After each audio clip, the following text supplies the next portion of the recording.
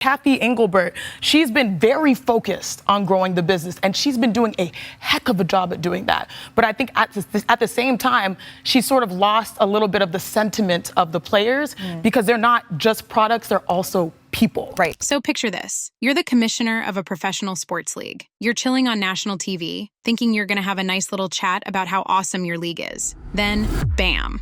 Someone asks you about racism and toxic fans. What do? Option 1. Address it head-on like a boss. Option 2, dodge it like it's a flaming bag of poop on your doorstep.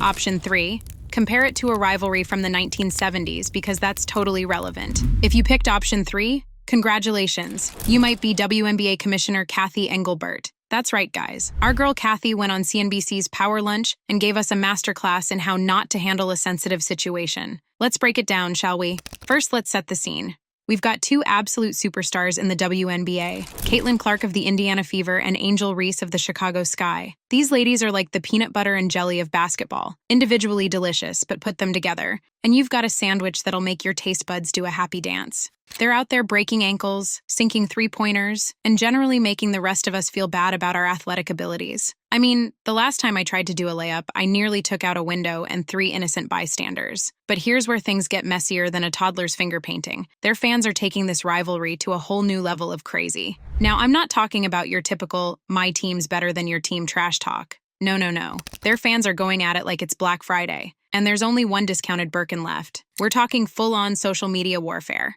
with fans throwing around words that would make even a sailor blush. We're talking racism, homophobia, misogyny, the whole enchilada of awfulness. It's like someone took Twitter, dipped it in toxic waste, and then set it on fire. Not cool, people. Not cool. So, CNBC anchor Tyler Matheson asks Kathy how she plans to deal with this dumpster fire. And what does our fearless leader do? She busts out the world's worst analogy.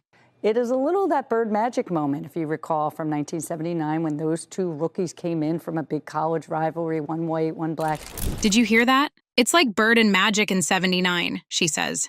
One white, one black. Oh, Kathy. Kathy.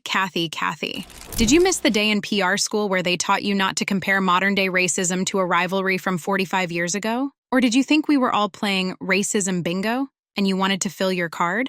But wait, there's more. Instead of addressing the actual issue, Kathy decides to go on a tangent about how great rivalries are for business. Because nothing says, I care about my players' well-being like, cha-ching, drama equals dollars, baby. It's a balance, but certainly from a marketing dollars, but corporate partners are stepping up to endorse these players much more so than they were 5 years ago because they see the benefit of having women and diverse women representing their brand. I'm sorry, what? Did I accidentally tune into a rerun of Mad Men? Is this 1960? Because last time I checked, using racial tensions to boost your bottom line went out of style right around the time we decided that maybe, just maybe, smoking during pregnancy wasn't such a hot idea. But don't worry, guys. Kathy's got some sage advice for her players dealing with this toxic waste dump of fan behavior. You ready for this pearl of wisdom? But, I always tell the players, I was told a long time ago, if someone's typing something in and you wouldn't ask their advice, ignore it. Wow, Kathy. Groundbreaking. Next, you'll be telling us that the secret to world peace is for everyone to just get along. Now, I don't know about you, but if I were a WNBA player hearing this, I'd be madder than a wet hen in a thunderstorm. And guess what? The players were not having it. Brianna Stewart of the New York Liberty, who's also the WNBPA vice president, basically said, "Yo, Commissioner, that ain't it." Okay. She was more polite than that, but you get the gist. She pointed out that there's no place for racism in their sport, and that Engelbert missed a golden opportunity to stand up for her players. We wished, obviously, Kathy would use her platform in a different way and have made that a little bit better. But Bree didn't stop there. She went on to say, "We want our sport to be inclusive for race, for gender, and really a place where people can be themselves." Whoa there, Bree. Inclusivity? People being themselves? What kind of radical ideas are you pushing here? Next thing you know, you'll be suggesting that players should be treated with basic human dignity. But wait, there's more. We've got Kelsey Plum from the Las Vegas Aces dropping truth bombs like, there's a difference between rivalries and racism. Preach, sister. I mean, come on, it's not like we're confusing apples and oranges here. We're confusing apples and, I don't know, nuclear waste. But my personal favorite response came from Dijanai Carrington of the Connecticut Sun. I'd hope that, there's some type of second statement put out by the league. But do you know who the MVPs of this whole situation are? The players who took to social media to express their frustration. Let's review some of their greatest hits, shall we? Alicia Clark tweeted, "Sweet baby Jesus." I'm pretty sure that's the polite, professional athlete version of what in the actual bleep is going on here. It's the kind of comment that makes you go, ooh, somebody's about to get sent to their room without dessert. You can almost hear the collective gasp of the entire WNBA fandom, clutching their pearls and reaching for the popcorn. Then we've got someone from the Chicago sky who just says, yikes. One word. So much meaning. It's like when your bestie texts you, "We need to talk," and your entire life flashes before your eyes. It's the verbal equivalent of watching someone walk into a glass door. You know it's gonna hurt, but you can't look away. Brianna Turner, also from the sky, chimes in with, "My eye must be deceiving me, because there ain't no way." Brianna girl, I feel you.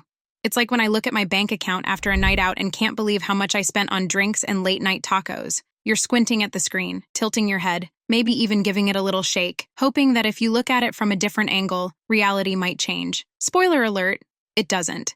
Even Natasha Mack from the Phoenix Mercury gets in on the action. She says, "I am not a politics person, but that's BS, come on." Natasha, honey, you don't need to be a political science major to smell when something's fishier than my attempts at cooking salmon. That's like saying, "I'm not a relationship expert, but I know when I'm being ghosted." Some things are just universally recognizable, and apparently poor leadership is one of them. Now, let me tell you about the WNBA's response. They released a statement on Twitter, which wasn't just a statement, but a full-on, no-holds-barred WWE-style smackdown. They basically rewrote Engelbert's entire response. They said, and I quote, "There is absolutely no place in sport or in life for the vile hate, racist language, homophobic comments, and misogynistic attack our players are facing on social media. Preach, sisters." They weren't done, though. They went on to say, "This is not about rivalries or iconic personalities fueling a business model. This kind of toxic fandom should never be tolerated or left unchecked. It demands immediate action, and frankly, should have been addressed long ago." So, what happened after all this drama?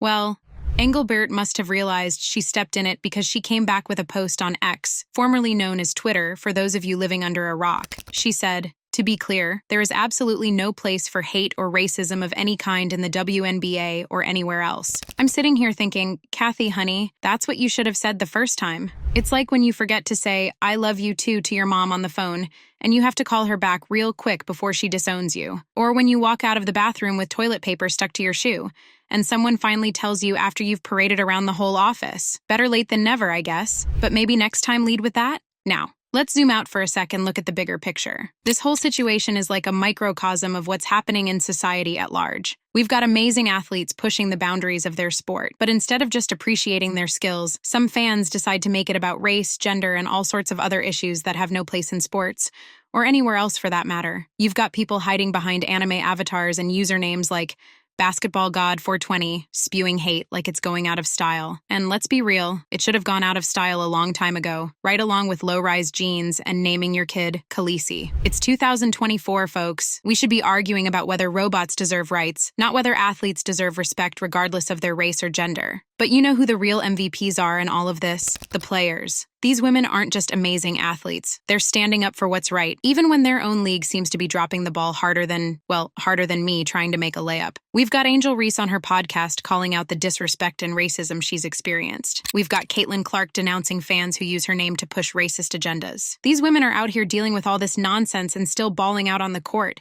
It's like they're playing basketball with one hand and swatting away haters with the other. Talk about multitasking. I can barely walk and text at the same time without risking a faceplant, and these ladies are out here breaking records and breaking down barriers. They're not just athletes. They're role models. They're activists. They're leaders. They're doing more juggling than me trying to balance my work life, love life, and the vague idea of a skincare routine. It's like they looked at the job description that said professional basketball player and decided, nah, that's not enough. Let's add social justice warrior, public speaker, and thick-skinned superhero to the list. So, what's the takeaway from all this drama? Well, first off, it's clear that we need some serious change, not just in the WNBA, but in sports culture as a whole. We need leadership that's not afraid to call out BS when they see it. We need fans who can appreciate great athleticism without bringing race, gender, or any other irrelevant factors into it. And we need social media platforms that can figure out how to be less of a dumpster fire and more of a cozy campfire where we can all gather and roast marshmallows. I mean, appreciate sports together. It's like we're all playing this massive multiplayer game called Society, and someone forgot to update the rules. We're still trying to play with the old rulebook while the game has evolved. It's time for a patch, people. Let's update this software and get with the program. It's 2024, not 1954. Our attitudes should be as modern as our smartphones. At the end of the day, this whole situation shows the power of unity. When the players and their association spoke up, they created a narrative that was stronger than any PR spin. They showed that when you stand together, you can't be ignored. It's like that moment in a sports movie where the underdog team finally comes together and starts playing as one. Except in this case, the game they're playing is called Basic Human Decency, and the opponent is a bunch of Twitter trolls hiding behind anime avatars and their mom's basements. So, what's next for the WNBA? Well, hopefully this whole debacle leads to some positive changes. Maybe we'll see stronger policies against online harassment. Maybe we'll see more proactive leadership from the top. Maybe we'll even see fans realizing that, hey, these athletes are human beings deserving of respect, not punching bags for their misplaced anger. Or maybe I'm being too optimistic. Maybe this will all blow over and we'll be back to business as usual. But you know what? I choose to believe in the power of progress. I choose to believe that we can do better, be better. It's like when you're on a diet and you've been good all week,